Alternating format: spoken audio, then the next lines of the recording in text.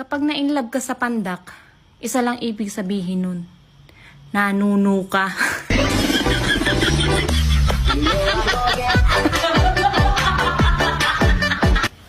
Sis, kung may problema ka sa akin, problemahin mo lang.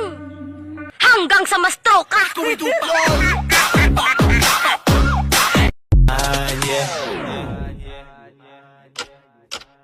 Sa iyong tingin pa lang ako ay natunaw na.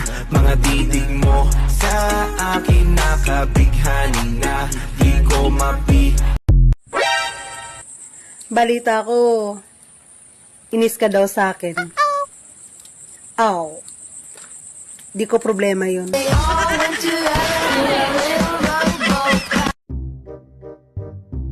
Hindi naman talaga ako suplada. Hindi lang talaga tayo close.